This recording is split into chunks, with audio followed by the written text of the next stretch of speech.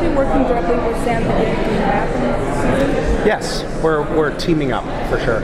Yep. I think everybody's in hunter mode when we come back and we just want to get Dean back and run into obstacles along the way.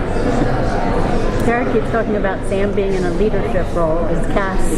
I think that's fantasy. I'm not sure how he's picking up that vibe. I wondered. Yeah. No. Yeah. No, it's true. He's sort of like second in command now, right under Cass.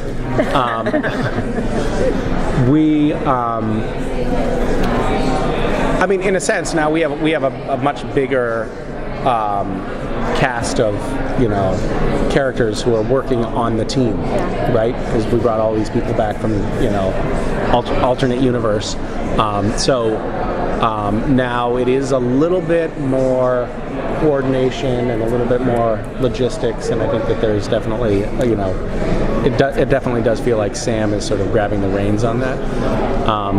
But yeah, we're all focused on the task at hand, which is saving Dean and getting Michael. What about Castiel's relationship with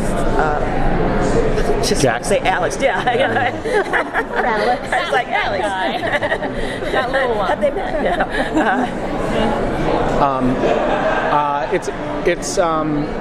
It really is an interesting mentorship kind of. I don't know. Mentorship is partly right. I'm also partly being his therapist, I think. But he is struggling with things that Cass struggled with 7 or 8 years ago on the show. Yeah. And so I'm uniquely positioned to help him deal with that.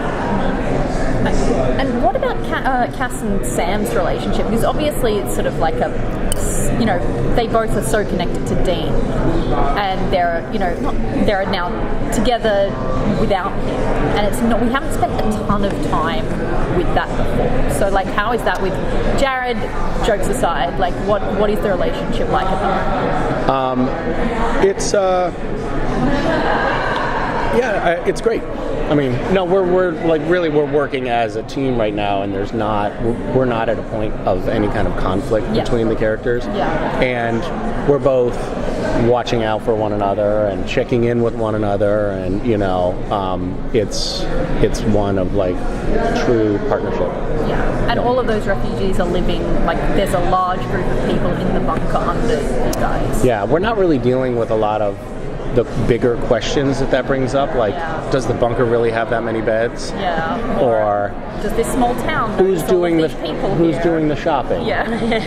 That's my dream episode, and the dishes. By the way. Who is doing the shopping is my dream episode. Yeah. Misha, so you're doing Gish. How do you balance doing Gish and working on that at the same time? I am currently working on trying to get a feature off the ground and launching this year's Gish, and Vicki and I are working on a cookbook that is due to the publisher in 2 weeks.